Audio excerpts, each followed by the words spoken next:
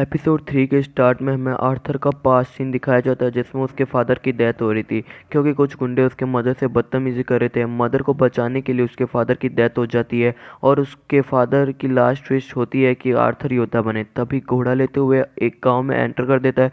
तभी वहाँ निम्वे की आंख खुलती है और उसके सामने एक लड़की होती है।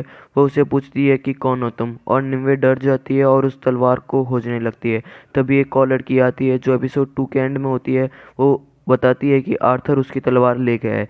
तभी वो गुस्से में आकर बाहर चली जाती है और वहाँ चारों तरफ रेड पेलिडियंस होते हैं और निम्वे वहाँ फादर को देख के डर जाती है और वहाँ रेड पेलिडियंस होता है जिसने निम्वे को मारा था। तभी वहाँ वो लड़की निम्वे को पकड़ लेती है। तभी सबकी हेड आ जाती है और वो उसे चेक करने लगती है और निम्वे झूठ बोलकर कहती है कि उसका नाम एलिस है और वो कहती है कि मैं पेट से हूँ। तभी हेड कहती है कि रेड पेलिडियंस को इस बात का पता चल गया तो वो तुम्हें मार देंगे। तभी हेड उसे बचा लेता है और कहती है कि नहा धो के तैयार हो जाओ, एक पेलिडियंस मर रहा है, उसकी जांच के लिए अस्पताल आ जाओ। तभी हमें मर्लिन दिखाया जाता है जो ड्रिंक करने के लिए वहाँ जाता है। तभी उसे वो लड़की रोकती है और कहती है कि चले जाओ मर्लिन। फिर वो कहता है कि मैं उसके लिए तोहफे लेके आया हूँ। तभी वो लड़की मर्लिन को बैठने के लिए जगह दे देती है। दूसरी तरफ निम्वे और वो लड़की उस लड़के को बचाने की कोशिश करने लगते हैं और वो लड़का बुरी तरह तड़पने लगता है। तभी निम्वे को फादर की आवाज़ आने लगती है और फादर बोलते हैं कि हमें जादुई तलवार का पता लग चुका है। तभी निम्वे पानी का जार फादर बोलते हैं कि फे जाति पिछले 10 सदियों से हमारे पर राज कर रही है क्योंकि जब तक एक फे तलवार तय करेगी कि राजा कौन बनेगा तब तक हमें उनके सामने झुकना पड़ेगा। तब एक पेरिडियंस पूछता है कि वो तलवार कहाँ है। फिर फादर कहता है कि एक विच के पास है और हमारे एक ब्रदर ने उस विच को पकड़ने लगा तो उसकी हालत देख सकते हो। तभी वीपिंग मंक वहाँ आ जाता है और एक लिस्ट लाता है कि कितने फे जिंदा है और एक मैप लाता है जिसमें सारे फे के कबीले होते हैं। तभी एक पेलिडियंस बोलता है कि मर्लिन का क्या होगा, वही तो उस फसाद की जड़ है। तभी एक और पेलिडियंस कहता है कि जब तक वो वाइट ड्रैगन के पास है बचा रहेगा। तभी फादर बोलते हैं कि एक बार जादुई तलवार मिल गई तो फे जाति का विनाश हो जाएगा। तभी वीपिंग मॉक को फे की महक आने लगती है और वो वहाँ जाता है जहाँ पर निम्वे ने अपने कपड़े चेंज किए होते हैं। तभी वीपिंग मॉक को पता चल जाता है। वहाँ दूसरी तरफ निम्वे उस लड़के पे फे दवाइयाँ लगाती है पर वो दूसरी लड़की उसे मना कर देती है। फिर निम्वे कहती है कि वरना वो मर जाएगा। तभी निम्वे पेरिडियंस के पास जाती है और उसके चेस्ट का घाव देखती है। तब वो देखती है कि जो चिन्ह तलवार पर है वही चिन्ह उसके चेस्ट पर होता है। तभी वीपिंग मंक फादर से कहता है कि हमारे आसपास ही हमारे दुश्मन है। तभी आर्थर अपनी आंटी के पास जाता है और कहता है कि अंकल से मिलना है। तभी आर्थर आईने में देखता है और उसे पास सीन आता है कि उसके अंकल उससे पैसे मांग रहे होते हैं कि उसके फादर ने पैसे उधार लिए थे, वो तो नहीं रहे मगर अब तुम्हें उनके पैसे चुकाने होंगे। तभी आर्थर कहता है कि मैं इसे कैसे चुकाऊंगा। उसके अंकल उसे एक स्लैप मारते हैं और कहते हैं कि इस एहसान को याद रखना और कहते हैं कि रोने धोने से कुछ नहीं होता, मैंने तुम्हारे बहन का इंतज़ाम कर दिया है, अब तुम अपना रास्ता खुद देखना। तभी दो लड़कियां उसकी बहन को ले जाते हैं। तभी निम्वे उसे दवाइयां लगाती है। तभी हेड आती है और दवाइयों को देखकर कहती है कि ये फे दवाइयां क्यों लगाई है। तभी वो हेड कहती है कि इसे जल्दी हटाओ। तभी वहाँ फादर आ जाते हैं और कहते हैं कि पिछले हफ्ते क्या कोई नई लड़की आई थी। तभी हेड कहती है कि नई नहीं आई, पर ये क्यों पूछ रहे हो। तभी फादर कहते हैं कि जब हम किसी फे गांव को जलाते हैं तो उनमें से कुछ निकल भाग जाते हैं। तभी हेड कहती है कि हाल ही में कोई यहाँ नया नहीं आया है। फादर कहता है कि सभी सिस्टर को इकट्ठा करो और मैं उनसे सवाल पूछूंगा।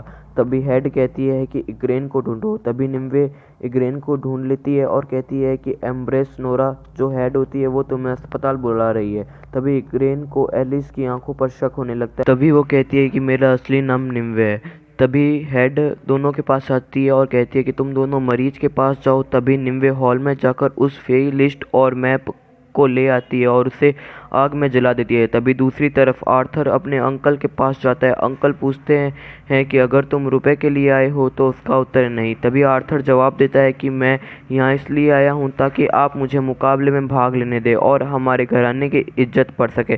तभी उसके अंकल कहते हैं कि मेरे योद्धा तुम्हें हरा सकते हैं और तुम्हें चारों और लुटेरों की जगह रहते हो। तभी आर्थर कहता है कि मैं वो सब काम छोड़ चुका हूँ और मुझे आपका विश्वास जीतना है। तभी अंकल की नज़र उसकी तलवार पर आ जाती है और वे पूछते हैं कि ये आखिर ये तुम्हें कहाँ मिली? आर्थर झूठ बोलता है कि हॉक्सब्रिज में मिली एक लड़की जिसके बदन पर गहने थे, उस पर गुंडों ने हमला कर दिया था और मैंने उसको बचाया था, तो उसने मुझे ये तलवार दी थी। तब उसके अंकल कहते हैं कि इज्जत से कमाई गई तलवार।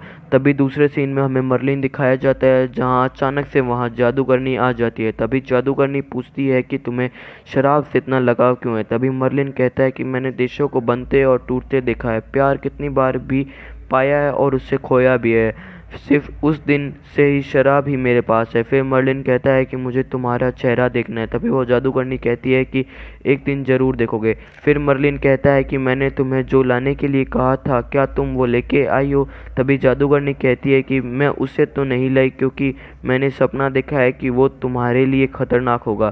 तभी मर्लिन कहता है कि मुझे अब सुगनों से डरा रही हो, मुझे जिसने बहुत ज़िंदगी देखी है और मौत से तो मेरी पुरानी दोस्ती है। तभी जादूगरनी कहती है कि मैंने तुम्हारी तकलीफ़ देखी है, ऐसी तकलीफ़ जिसे तुम सोच भी नहीं सकते, और कहती है कि तुम मौत की भीख मांगोगे अगर तुम इस रास्ते गए तो। तभी मर्लिन उससे मिट्टी मांगता है और जादूगरनी उसे दे देती है और कहती है कि मुझे अफसोस है। ऐसा बोल के वो चली जाती है। दूसरी तरफ आर्थर और उसके अंकल ड्रिंक के लिए जाते हैं। तभी वहाँ डाइस गेम वाला आ जाता है और कहता है कि तुमने ये बताया नहीं कि तुम्हें ये कैसे मिली है, ये नायाब तलवार। तभी अंकल वहाँ से जाने लगते हैं, पर वो उसे रोक लेता है और कहता है कि अब आप इसकी उधार चुकाओगे, करीब 300 चांदी के सिक्के। तभी वो उससे बताता है कि ये तलवार एक फेल लड़की से चुराई है जिसका गांव जल गया था। तभी उसके अंकल पूछते हैं कि वो सोने से गिरी औरत ने तुम्हें ये तलवार दी या तुमने इसे चुराई है? तभी आर्थर कहता है कि मैंने चुराई है। तभी अंकल उसे अपनी एक अंगूठी दे देता है और कहता है कि तुम और तुम्हारे बाप एक धब्बा हो। तभी वो अंकल से सारी अंगूठियों का कहता है और फिर अंकल अपनी तलवार निकालता है। तभी पीछे बैठा व्यक्ति अंकल पर हमला करने वाला होता है, तभी उसे आर्थर मार देता है। तभी दूसरी तरफ हॉल में सारी सिस्टर्स आ जाती है और फादर पूछता है कि क्या सारी सिस्टर आ चुकी है? तभी एब्रेस नोरा कहती है कि सिवाय एग्रेन के वो मरीज की देखभाल में लगी है। तभी विपिंग मॉक लड़कियों की तलाशी करने लगता है। तभी वहाँ एक लड़की बोलती है कि वो नई लड़की कहाँ है, एलिस, जो कल रात यहाँ आई थी जख्मी हालत में। तभी फादर कहते हैं कि आपने कहा था कि कोई लड़की नहीं आई है। तभी वहाँ वो लड़का ठीक हो जाता है और निम्वे की तरह इशारा करने लगता है। तभी निम्वे उसका हाथ दबा देती है। तभी इग्रेन उसे जहर से मार देती है। तभी फादर और वेपिंग मॉक वहाँ आते हैं, लेकिन वो मर जाता है। लेकिन वेपिंग मॉक को दरवाज़ा खुला मिल जाता है। तभी हमें आर्थर दिखाया जाता है जिसे आग में जलाने की सज़ा मिलती है। तभी एक पेडियंस उस तलवार को ले लेता है। तभी इग्रेन निम्वे को पहचान लेती है और उसे पता चल जाता है कि वो एक विच है और उसे आर्थर का पता बताती है। फिर निम्वे उसे पूछती है कि तुम्हें आर्थर का पता कैसे मालूम है? फिर इग्रेन बोलती है कि वो मेरा भाई है। यहाँ पे ये रिवील होता है कि आर्थर की बहन इग्रेन होती है और फिर वो उसे कहती है कि तुम्हारा नाम इग्रेन ही है ना? तभी वो कहती है कि इग्रेन मेरी दादी का नाम है, मेरा नाम मॉर्गेन है। फिर मॉर्गेन उसके कबीले का मंत्र बोलती है कि सुबह जन्म लेता है शाम में विलीन होने के लिए। तभी निम्वे नाव में चली जाती है। तभी मर्लिन आता है और उसके पास वो लड़की आती है और कहती है कि रेग्रेन तुमसे मिलने के लिए तैयार है।